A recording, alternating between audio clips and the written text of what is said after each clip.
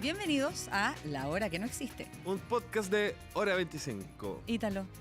Tengo los honores, Gracias. comienza esto, es media hora de contenido, esta vez musical. Así es, porque tuvimos esta semana en nuestro programa Hora 25 a nuestro excelso Gonzalo Planet, que nos trajo una exposición de instrumentos icónicos que usaron algunos músicos en las muchas últimas décadas, desde los años 60 para adelante, las bandas más importantes de la música chilena. Y en momentos pics de su carrera. En momentos clave de su carrera. Estaban bien carretados algunos instrumentos, muy hermosos, todo. Realmente hicimos una exposición que podríamos invitar a algún museo, una galería que, ya que la curatoría está hecha, a llevar a una exposición estos instrumentos. Tenemos en este mesa redonda, en este podcast, a Gonzalo Planet, que está con nosotros, periodista, colega, columnista. Un placer, siempre un placer compartir con ustedes. Y como ustedes dicen, bueno, fue muy emocionante esa columna con todos esos instrumentos, algunos que todos los hemos escuchado alguna vez, y que no son réplicas, son exactamente los originales. Los originales, como tú dices, habían unos muy carreteados, otros muy bien cuidados también, se notaba ahí. Yo agradezco el desgaste, es como esas heridas de batalla del rock and roll, qué lindas que son. Cuando se raspan las guitarras, los bajos con el cinturón del músico, por ejemplo, quedan marcadas. No sé si te pasa a ti, tú que eres bajista. Pero tú lo usas más arriba, ¿no? No tanto, un poco al medio, no tan arriba como el jazzero típico acá. No tanto, ahí. no tanto. Ahí. Sí, no me gusta tanto esa postura, pero tampoco tan abajo, como es otra estética también. Claro, no como los Ramones que lo usan en la rodilla, el bajo. Mira, los que estaban bien carreteados era la guitarra de Claudio Narea. Súper. Esa estaba súper carreteada. Y de hecho tenía una marca de una caída, que ahí como conversamos, una caída del terremoto del 85. ¿Qué fue de todo lo? Porque, a ver, hagamos un resumen cortito. Estaba la guitarra de Álvaro Enríquez del Unplugged. Estaba un pedazo del set de batería eléctrica de Miguel Tapia en la época del Pateando Piedra. Sí. Estaba la guitarra de Claudio Narea. Estaba la guitarra del Gato Alquinta. De alturas de Machu Picchu, de ese periodo. Sí. Claro. Y teníamos el acordeón de Carlos Grunewald, que es un músico y arreglador de la época de la Nueva Ola. De la Nueva Ola, de aquella época, sí. Muchas canciones. Grabó con todos. Sí, y el bajo de Luciano Rojas. Y la guitarra que usó Álvaro Enríquez en el Unplugged de los Claro. Tres. Así es. ¿Qué fue lo que más te emocionó tener ahí? Y tocar, tomar, así. De repente hasta el ADN se podía sacar y clonar a alguien. ¿Ah?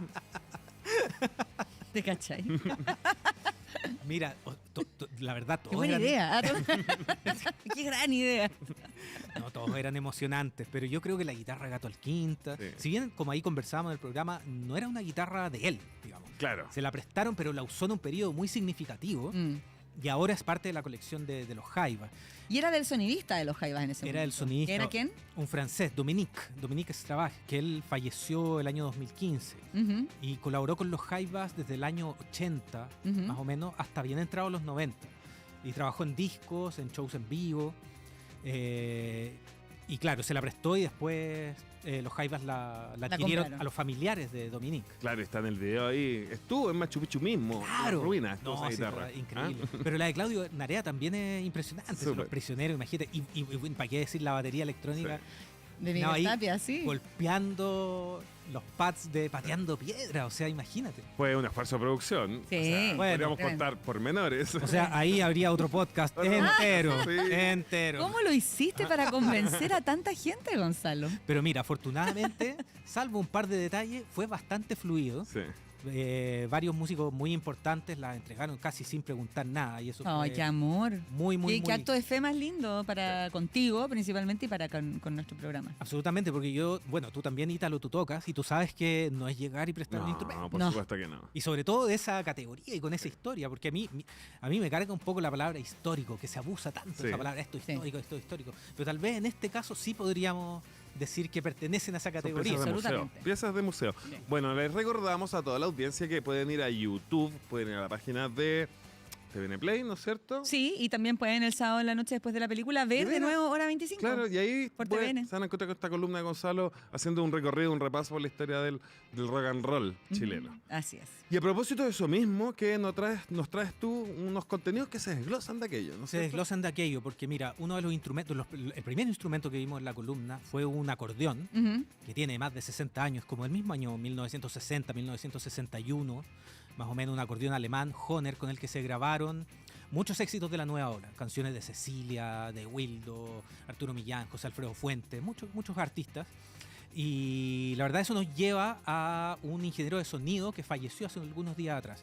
No sé si ustedes han escuchado hablar de Luis Torrejón. Sí. Luis Torrejón. Luis Torrejón, él falleció a los 88 años, en una época que él, digamos, grababa en los años 60 cuando había muy pocos estudios acá en Chile y con técnicas que distan mucho de cómo se graba un disco ahora.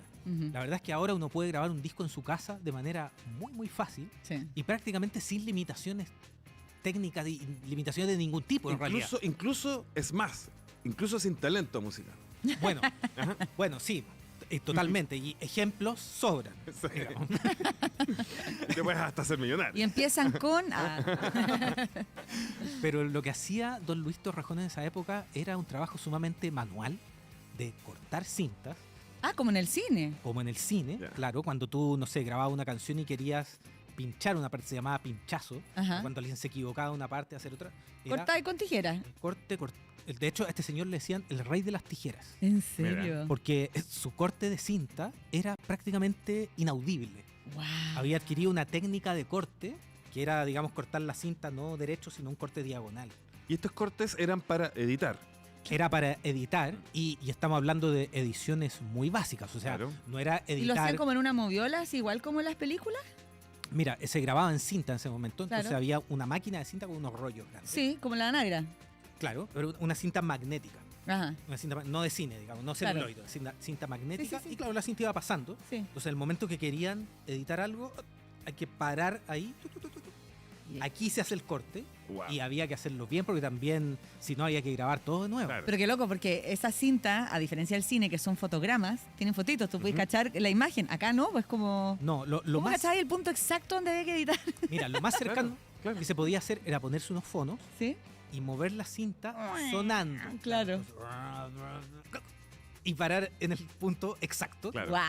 Y no equivocarse, porque si no eso significaba grabar todo de nuevo. Obvio. Y cuando hablamos de este tipo de montaje, estamos hablando de montajes muy básicos también. O sea, no era, por ejemplo, montar una frase de una voz o una frase de un instrumento, era el todo. El todo, porque en ese momento, en Chile, en los años 60, no existían pistas de grabación.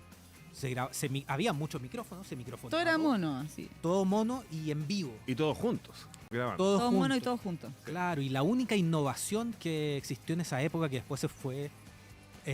bueno, con mono me refiero a un audio que no es estéreo, Exacto. sino que suena exactamente igual en los dos parlantes. Y de hecho en ese momento habían radios que tenían un solo parlante.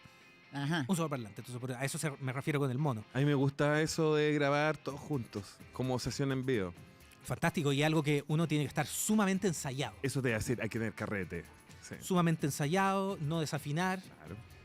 Las pifias no cuentan. Claro. No te pifies. Y en los 60 se desarrollaron de a poco muchas innovaciones técnicas. La primera que se hizo era copiar de una máquina grabadora a otra, que no era exactamente una pista, pero sino que tú en una máquina grabadora grababas todo y traspasabas el total a otra máquina y en el traspaso grababas encima una voz extra, ¿En serio? una guitarra extra al momento de traspasar. Ya. Y así Entonces era como una pista artificial. Claro, extra. reproducías como grabar sobre una pista. Claro, entonces este señor, Y- Luis Torrejón, que falleció, era experto en todas estas cosas. Y de a poco los artistas también le fueron exigiendo más cosas. ¿Quiénes grabaron con Torrejón? Una lista enorme, porque el listado oficial de grabación de Luis Torrejón superaba las 11.000 No te grabaciones. puedo creer. Entonces, bueno, era una época que en Chile había poco estudio de grabación y si Chile ahora está centralizado, se puede imaginar que en esa época aún más. Entonces, Todo pasaba por Torrejón. prácticamente todo. El sello Odeón tenía su propio estudio en Santiago y el sello RCA, donde estaba Luis Torrejón, tenía ese y que prestaba servicio a muchos otros sellos discográficos. Pequeños sellos. Bueno. Entonces Luis Torrejón grabó a José Alfredo Fuentes, a Violeta Parra, grabó el último disco de Violeta Parra solamente, que es las últimas Las últimas composiciones. composiciones. Claro, y que de hecho ahí Luis Torrejón tuvo un rol importante porque cuando Violeta Parra grababa con el sello Odeón, el sello Odeón tenía una forma de grabar, no sé, como más austera, por así decirlo, como que los micrófonos y se grababa. Chao. Y chao. Entonces la voz de Violeta Parra en todos los discos de Odeón, Casamiento Negro y todo eso, suena como más seca, por así decirlo. La voz, los micrófonos y listo. Pero en RCA, Luis Torrejón ponía reverberación, efectos que se usaban un poco más en la música pop. Ay, me voy a fijar, yo tengo ese vinilo de las últimas composiciones. sí, Y es de color violeta. Ah, Qué claro. lindo. Una reedición que apareció hace poco. Sí. De hecho, ¿Me puedo poner Kiko? ¿Sí? Tal como Kiko. Ay. Yo tengo ese disco. Últimas composiciones de Violeta Parra, dedicado a puño y letra de la Violeta hacia mi padre. no No. me Sí, digas. y lo tenemos en un Wow. cuadro, por supuesto, enmarcado en vidrio. Y me sé de memoria a los ojos verdes de Jorge, que han sabido ver por dentro los problemas de la Violeta Parra. Ya, oye, te Guau. pasaste con la dedicatoria. ¿Cómo Ah. se vinculó perdón, quiero saber esta historia. ¿Cómo se Para otro vinculó tu podcast se padre los puedo con...? contar. Ah. Mi papá trabajaba en Chilectra en esos años y estudiaba en la universidad en paralelo y le tocó fiscalizar la reina a la gente que estaba colgándose de la luz. Guau, y llega la reina en la carpa, esta es la Violeta Parra. Y estaba colgada No me digas, al claro. alumbrado eléctrico, Y Oye. se pone a conversar con la Violeta Parra, estuvieron toda la tarde conversando mucho de política. burlando Ay, el sistema. pero por supuesto, y mi papá por supuesto que no la fiscalizó, se Ah. hicieron muy amigos, le regaló el disco, se lo firmó y está ahí. Qué bonito. Bueno, Qué esa es. preciosura. Cierre paréntesis. Uy, pero mazo paréntesis, te Sí, pasaste. te pasaste. Entonces esos son, bueno, algunos de los artistas con quien grabó Luis Torrejón, pero Ya. realmente son muchos de la época de la nueva ola. Y de hecho, él siguió grabando. Mira, yo lo entrevisté como hace 20 años atrás y me mostró un micrófono, que era un micrófono alemán Neumann U47, si no me equivoco, un tubo así grande, muy bonito, y me decía que con ese micrófono grababa en los años 60 a todos estos artistas, Víctor Jara, Violeta Parra, me decía, este es el micrófono, estaba ahí. Entonces yo le decía a este señor, oiga, pero este micrófono, lo mismo que conversábamos con los instrumentos, debiera estar en un museo este Claro. micrófono, Claro. usted lo tiene acá guardado en un cajón. Y él me decía, no, es que todavía lo uso. Se le cambia una piececita chiquitita adentro que se va Ujú. gastando con los años, pero yo todavía lo uso. Wow. Entonces decía, wow, este señor, así la cantidad de historias que Ahí tiene tenía. una pieza histórica. Totalmente. Totalmente. Totalmente. Y me imagino que ahora que falleció, todo eso está en manos de su ¿Y por qué familiares. estamos hablando de Torrejón? Bueno, estábamos hablando precisamente porque, así como veíamos los instrumentos en la columna Ujú. de música, los instrumentos en general son muy determinantes en el sonido de una canción. Ujú. Uno puede hacerse una idea en la cabeza de una melodía, por ejemplo, pero el tránsito que tiene esa idea hasta llegar al desarrollo final, digamos, a lo que uno escucha Claro. finalmente, pasa por tantos filtros y decisiones. Si uno toma otras decisiones, las canciones serían muy distintas a como las conocemos. Guau. Un artista, por ejemplo, puede decir, ya, tengo esta idea de canción, pero la acompañamos con un piano, o la acompañamos con una guitarra, o un sintetizador, y si la acompañamos con una guitarra con cuerdas de metal, o con cuerdas de nylon, Ajá. y cuántas voces grabamos encima. Y esto también me imagino que corresponde y responde a la época, el momento, ¿no es cierto? El tiempo, el momento histórico, la tecnología que hay disponible también. Absolutamente, las tecnologías son determinantes también en cómo se van creando estéticas. Por ejemplo, nosotros estamos hablando mucho de los años 60 y tenemos una idea de cómo suenan las cosas en los 60. Suenan algunas medias opacas, pero con mucha calidez. También suenan como muy ricas, pocos micrófonos, pero sin tanta manipulación. Claro. Los músicos muy ensayados, como Sí. conversábamos. Pero, por ejemplo, no sé, en los años 70 ya empiezan a haber otros sonidos. Por ejemplo, el pedal guagua. El famoso Cry Baby. El famoso Cry Baby que usaba Jimi Hendrix. Ustedes me imagino conocen más o menos el pedal. Es Sí, lo vamos a ver por ahí. No, yo no. Por A ahí va ver, salir. a ver. ¿Cómo es? un pedal como el de las máquinas de coser. Ah, perfecto. Sí, sí, sí. Un bloque Largo. así, Sí, largo. donde Ahí cabe está, mira. un pie talla 43. Ah, mira, ahí tenemos. ¿Cómo? Bueno, ese pedal se creó más o menos, o sea, salió al mercado como el año 67 o 68. Pero ¿y ese pedal es el que hace el guagua?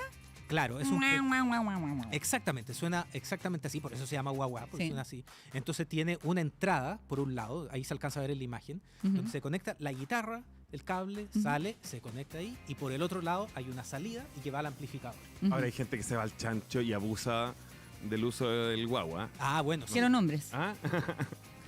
Para entender de qué estáis No voy a hablando, dar Pítalo. nombres. Pero no sé, la música funk. Sí, en el funk. Ah, Es que si claro. no sabes Puro del guagua. funk, esto-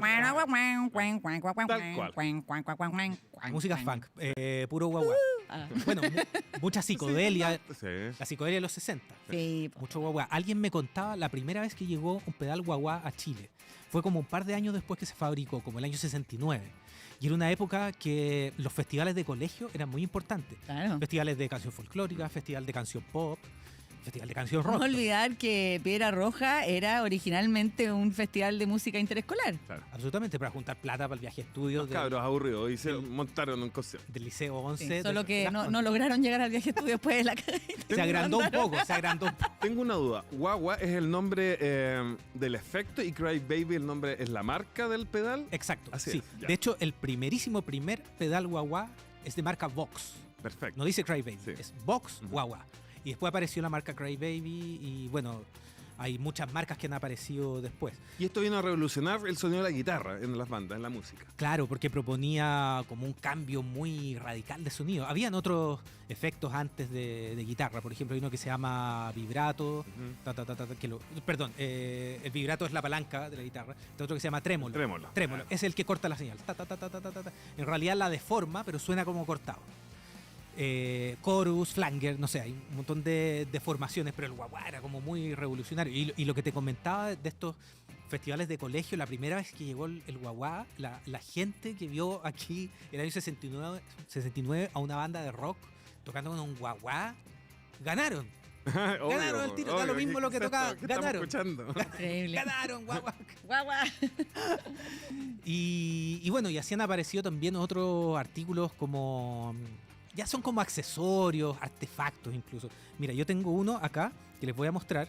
Por favor. Que ¿Está sonando para eso? la cara. Sí, se llama Stylophone. Pero parece como una radio a pila antigua, Claro. sí. Para escuchar los Ay, partidos. Ay, pero tiene como un tecladito. Exactamente. El Stylophone tiene como un lápiz que a mi hijo Gabriel le encanta usar.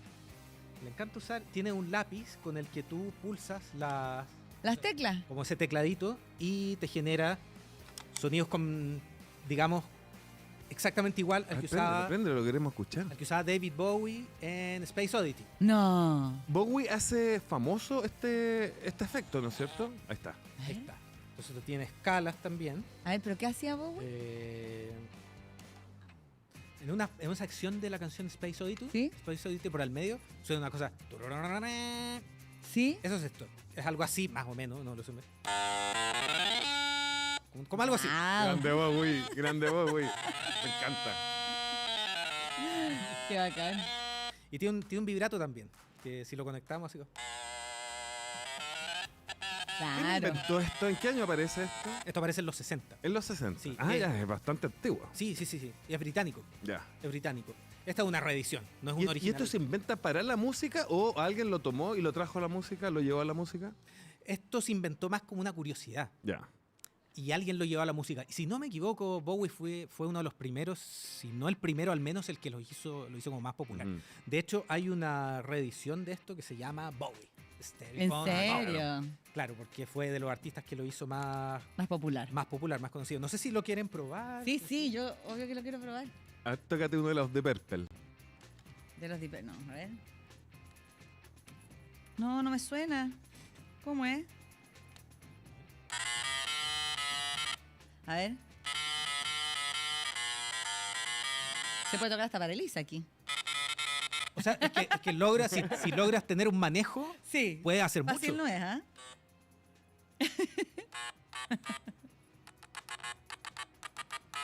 Ahí percutiendo las teclas, Ítalo, en su área. Me encanta. Está bueno el Qué style. rico. Está exquisito. No pesa nada. No pesa nada. Lo Qué íbamos entretenido. a usar con Matorral, después usamos otra cosa parecida. ¿En serio? Gran Pero- juguete. Pero esta es una reedición. De hecho, tiene una salida.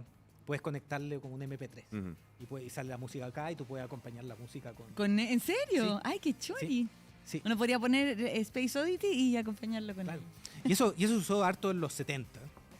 Y los 80 son los años de la batería electrónica, como la que estábamos Claro. viendo. Claro. De hecho, esa que vimos ahí en la columna hora 25 también es británica. Una Ujú. Simmons. Es Simmons, de un señor que se llama Paul Simmons. Ujú. De hecho, ese es su apellido. Y él empezó a desarrollar esas baterías electrónicas en los años 70 en Inglaterra.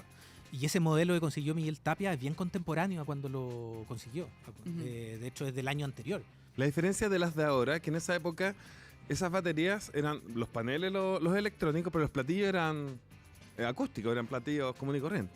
No Claro. existía el platillo, ese panel digital. que No, hay no, ahora. no. Claro, digamos que los pads que uno tocaba, que son como esos platos hexagonales, en este Sí. caso de la Simmons, replicaban el tom, Claro, el timbal, había uno para un bombo. claro. Y a medida que fue pasando el tiempo, claro, fueron haciendo otras piezas como esos platillos. Hay unos platillos que son redondos, así que replican. Incluso me acuerdo, Tapia, haber visto en algunos videos antiguos donde sacaba el ladrido del perro de El baile de los que sobran en uno de los pads, ¿cachai? Los programados. Lo que pasa es que en esto, nosotros en la columna vimos como un cerebro, que es donde se almacenan los sonidos y todo eso. Ahí en realidad tú puedes poner cualquier sonido, cualquier sonido, un aplauso, un grito, no sé qué, y activarlo. Y con el tiempo se han desarrollado, de hecho, dispositivos que no son ni siquiera los pads, son como una tapa así minúscula que la pones en cualquier parte y golpeas cualquier cosa. Así todo, yo prefiero la batería acústica siempre. ¿Cómo, perdón? Siempre voy a preferir la batería acústica. En cuanto a sonido, golpe, intensidad, uno le puede dar las intenciones, otra cosa. En el caso de esta batería electrónica, esos sonidos venían grabados, pero también uno los puede pregrabar y activar, digamos, como uno quiera. Son esas dos maneras. Creo que la que tiene Miguel Tapia en ese momento, creo que no se le podían agregar. Si no ya, pero si en los 80 no teníais ese tipo de batería, estáis pero fuera de onda totalmente. O sea, estar sintonizado con lo que dictaba la música. Sonido de moda, claro, desde Inglaterra, sobre todo. O sea, esa misma batería que tiene Miguel Tapia también la usó Prince en esa época. Sheila E. Sheila E. Spandau Ballet la usó también la misma, el mismo modelo. Se usó bastante y bueno, después muchos artistas la ocuparon también porque las baterías habían sido acústicas por muchos años, entonces también era una cosa muy novedosa. Claro, seguro. Porque había un lado práctico, como decía el mismo Miguel Tapia, poder sonar bien en condiciones adversas. Entonces la enchufaba y ya sonaba bien. Era cosa ponerle volumen. Claro, pero también había gente que quería experimentar con eso, usar otros sonidos. Bueno, Phil Collins tuvo mucho que ver con el sonido ochentero de las baterías. Fue uno de los primeros que a una caja de batería acústica la procesó y la hizo sonar con el típico sonido que uno dice. ¿Para Genesis? No, creo que fue solista. Creo que fue para sus primeros discos solistas. Mira. In the Air Tonight. Para tucu, tucu, tucu, tucu, tun, tun, tun. Clásico reel, meme. Bueno, de hecho, yo había escuchado que si tú pones esa canción de Phil Collins, In the Air Tonight, en el minuto creo que 2:30. Se te va a hacer el diablo. ¿No? No, pero si la pones, por ejemplo, antes de Año Nuevo, a las 11:47 con no sé cuántos segundos, y pones play a la canción de Phil Collins In the Air Tonight, exactamente a las 12 de la noche suena tucu, ¿En serio? Me encanta, no la conocía esa. Es como esa leyenda urbana que no sé si sea cierta, si pones El Mago de Oz, la versión antigua, la típica que conocemos todos, al unísono le das play y play a El lado oscuro de la luna de Pink Floyd, todo calza. Que calzan las escenas, calzan los diálogos, calzan las transiciones de cada escena con la música. Nunca lo he hecho, pero ¿han escuchado esa? Sí. Sí. ¿Y eso habrá sido sin planificar o planificado? No, eso al parecer fue coincidencia total. Mira. Total, pero aparentemente uno le pone play y logra sincronizar con las escenas. Qué locura. ¿Qué otra cosa les iba a comentar? Bueno, ¿ustedes han escuchado hablar del Mellotron? Mellotron, sí, pero no sé qué es. Mira, tiene nombre como de animal prehistórico. Totalmente. Sí. Mira, el Mellotron. A mí me suena más como a cosas de los átomos y de la física. Suena como medio químico. Sí. Mira, ahí lo estamos viendo. Mira. No lo vayan a tocar. No lo vayan a tocar porque dice, por favor, no tocar.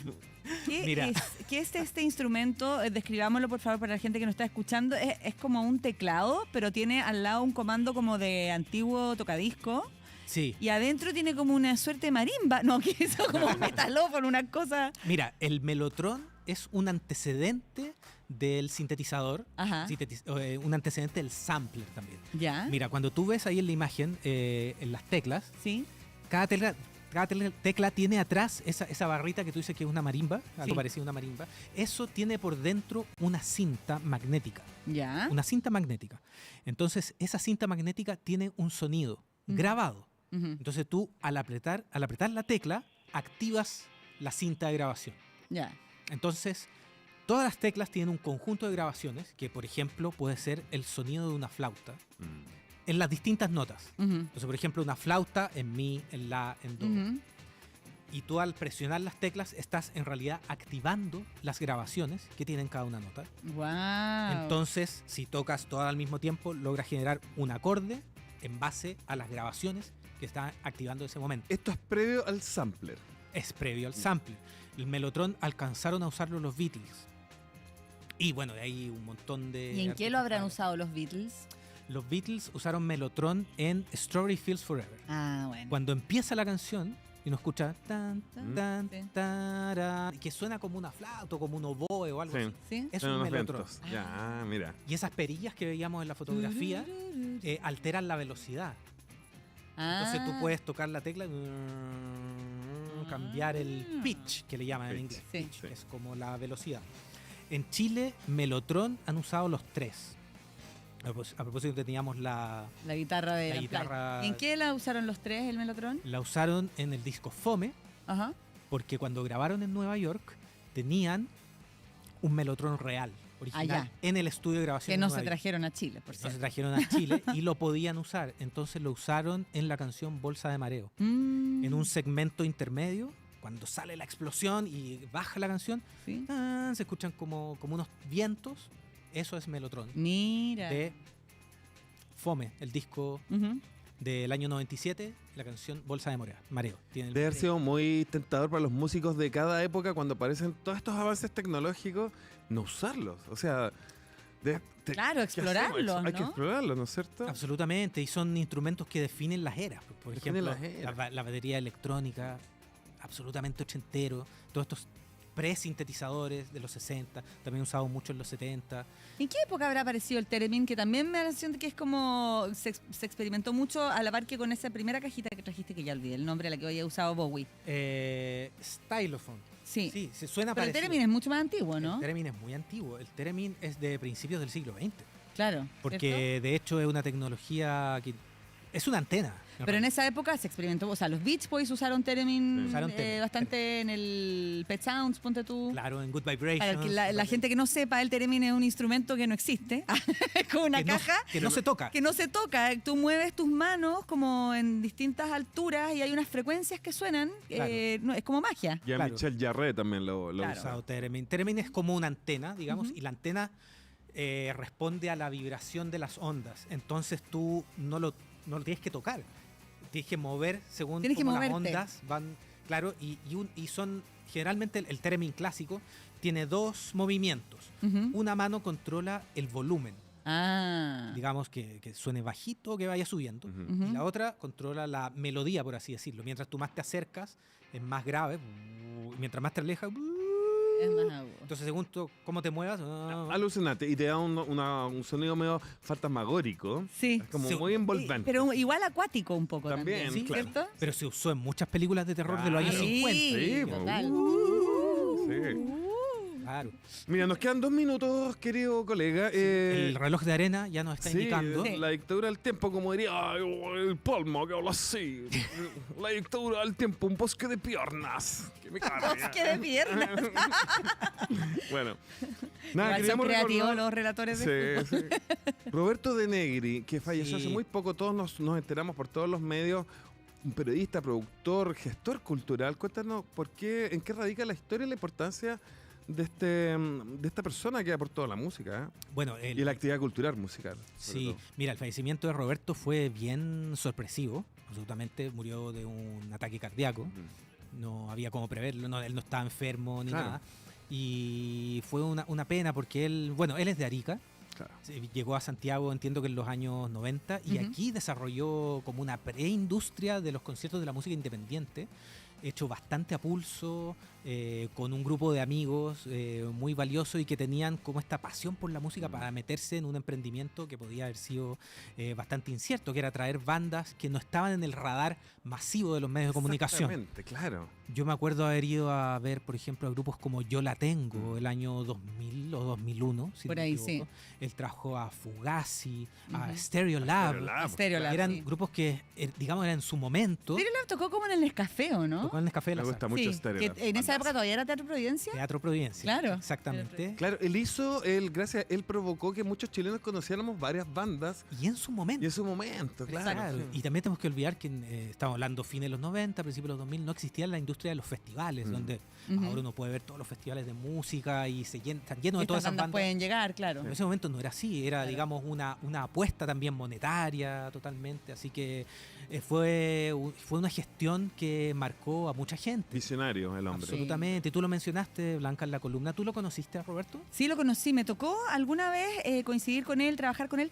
Mira, fíjate que yo había un programa en Vía X, una época que conducía a otra persona, y yo tenía como una cápsula, como las columnas envasadas que hacen los columnistas ahora 25, que yo iba a la casa de las personas a que me mostraran su discoteca, sus vinilos, lo que escuchaban, la colección. Fui a la casa de Álvaro Enríquez, fui donde Tita en esa época, fui donde Fernando Mujica, que era un periodista que también trabajaba con la música. Fui donde gente que eran grandes coleccionistas de música, y también le hice una nota a Roberto de Negri. Y parece que era muy querido, parece que era muy simpático, muy querendón. Muy tela. ¿No es cierto?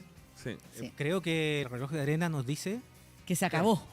Nos dice el reloj, nos dice la Gaby también por interno, así que esto se acabó. De hoy. Pronto volveremos con más La Hora que no existe, un podcast. De Hora 25, muchas gracias, Gonzalo. Un placer conversar con ustedes como siempre con este té de La Hora que no existe. Eso. Bueno. Querida Blanca, compañera, nos vemos la próxima semana. Hasta la próxima semana. Listo. Ahí se ven.